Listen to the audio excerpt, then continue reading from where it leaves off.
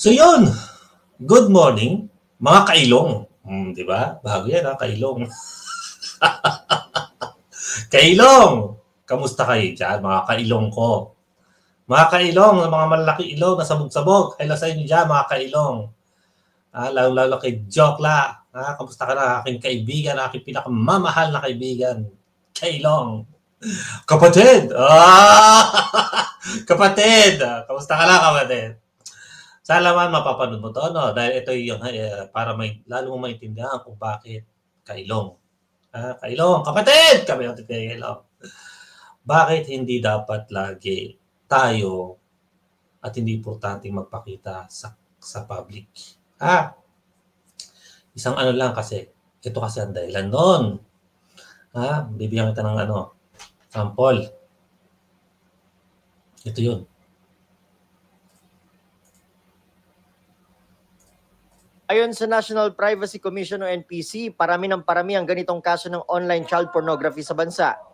Napapansin kasi namin na dahil nga sa AI or artificial intelligence, parami ng apps, no, na gumagamit ng mga pictures. So maaring gamitin ito para gawa ng masama or i-edit yung picture at gamitin sa isang video na hindi kaaya-aya.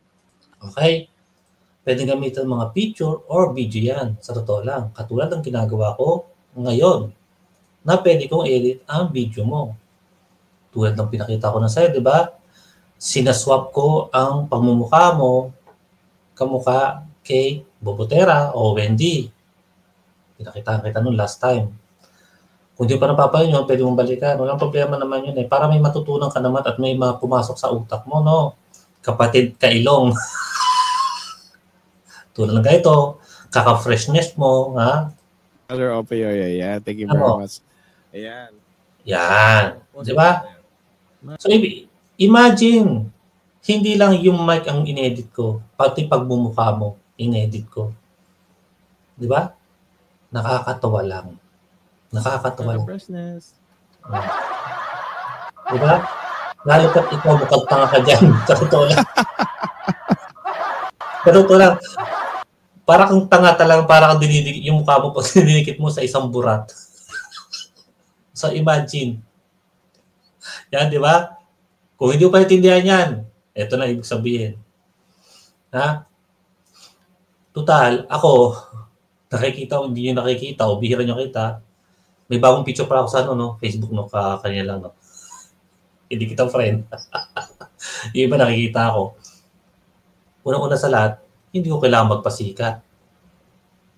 Hindi ako influencer. Sinasabi ko sa inyo, ako yung nagbibigay lang katuwaan, entertainment dito. Okay? At ang tawag nito, ikaw, sinasabi mo, creator ka, pero para sa amin, bad creator ka. Bad influencer ka. Bakit? Bad creator ka. Bakit? Wala kaming natutunan sa iyo. Wala kami natutunan sa iyo. Sa totoo lang, real talk to. Ako pa nagtuturo sa iyo paano mag-create ng content. Bad influencer ka. Bakit ko nasabing bad influencer ka? Ikaw yung nagturo sa pamangkin mo ng kabalastugan. Namba-blackmail ka. Bad influencer ka. Ginagamit mo sa salita ng Diyos, papray-pray ka dyan. Na samantalang alam ng halos ang kabahuan mo. Kaplastikan, bad influencer ka. Kami dito, hindi ako nagpapasikat. Bakit ko kailangan magpakita dito? Nagpasikat ba ako? Tanong ko lang yan. Di ba? Sila mismo nagsasabi, hindi ko kailangan magsalita, hindi ko kailangan ipakita kung ano mga naitulong ko. Sila mismo nagsasabi niyan. Hindi ko kailangan magsalita at hindi ko kailangan magpakita. Mga kailong. Kapatid! Ikaw, panay pakita mo, meron kang ganito. Pero wala kang may pagyayabang talaga. Sa totoo lang. Ako hindi ako nagmamayabang. Sila nagtatayo sa akin. Sila pinagmamayabang nila ako.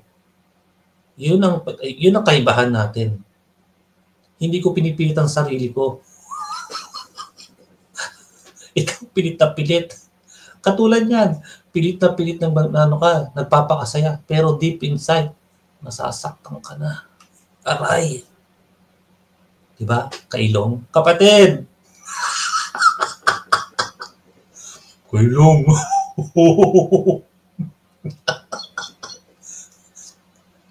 Kaya, isip-isip din. Kayo pa mga nakikinig pa dyan, mga bilog kayo. Ano ba talaga, tanongin yung sarili nyo. Ano ba talaga hanga dito? Ano ba talaga tukuyin nyo dito sa YouTube? Sa social media na to. Ano ba tukoy nyo talaga? Magmayabang? Manggamit ng tao? Manira ng tao? Mang-blackmail? Ano pa? Pag magturo sa mga bata? Ako, hinangad ko dito, tinukoy ko dito, sa totoo lang, mag-entertainment. Mula umpisa pa lang yan, mag-entertain, tumulong, kahit na paunti-unti yan. Dahil yung mga paunti-unti yan, sila mismo. At pinapakita ko talaga, kahit konting tulong yan, lumalaki yan. Marami sila. Hindi ko kailangan sabihin yan, pero dapat ko lang sabihin ngayon para malaman mo na marami na ako nagawa sa YouTube, marami na ako naambag kaysa sa'yo. Ouch! Kailong kapatid, magising-gising ka naman. Yung mga nabibilog mo dyan, EMS. Pasensyahan tayo, bakit ko nababanggit? Driver, bakit driver? Kung saan tutungin sila driver. Yung sinasabi mong founder na matapang, nasaan? Nasaan hanggang ngayon, nasaan? Di ba hanggang freshness na lang siya? Wala na siyang masagot sa mga sinasabi namin tungkol sa mga pinaggagawa niya. Di ba? Wala na kayo eh. O, ipapasa Diyos nyo? Ipapasa Diyos nyo? Na hanggang dyan, nandyan ba yung parimbaho nyo? So, sa akin, hindi ko kayo nilulubog. San? Kusang lumulubog. Ay, kita Apple Adams ko. Kita. Mga kailong. Gising-gising din. No, mga kailong. At hindi araw-araw tayo fresh. Kahit ako, sa totoo lang. Magdamag ako nagtatabaho din at hindi ako fresh. At inaamin ko yan. Hindi ako nagpapakitang tao na tulad mo.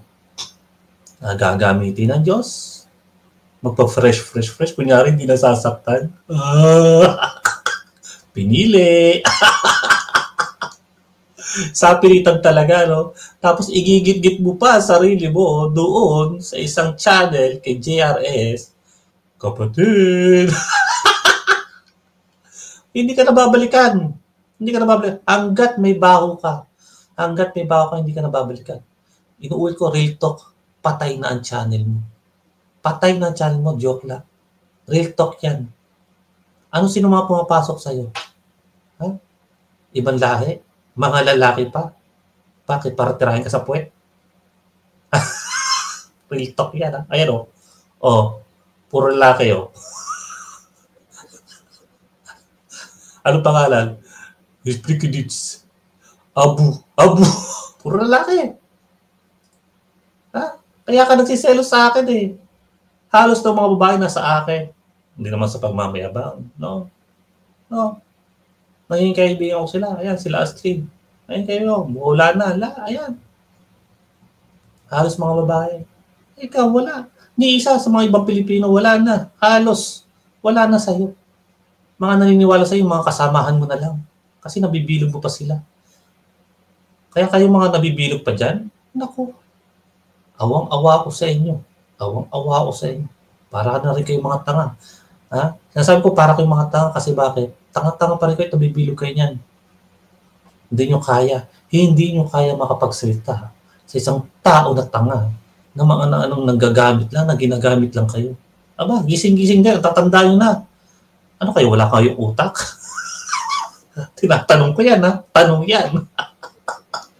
So mga kailong, sana maintindihan nyo na hindi lahat, halos at palaging kailangan magpakita sa camera.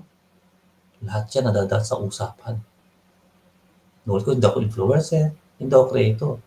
Pero may utak ako. Kesa sa founder nyo na pinili.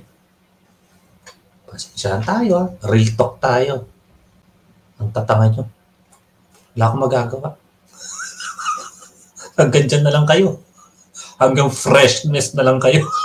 Hanggang dyan kayo. Nasa isang sulok na lang kayo. Maliit ang mundo. Maliit ang mundo nyo. I mean yung mundo ng joke lang nyo. At dahil sa mundo na yan, lumilit din kayo. Sana ma-realize nyo yan. Sana maintindihan nyo na dahil sa joke lang nyo, kayo mismo lumulubog na rin. Ha? Eh ako, kahit saan ako gumalaw, welcome ako. Hindi ako pinaplastikan. Eh pag kayo, kailangan kasi ng support.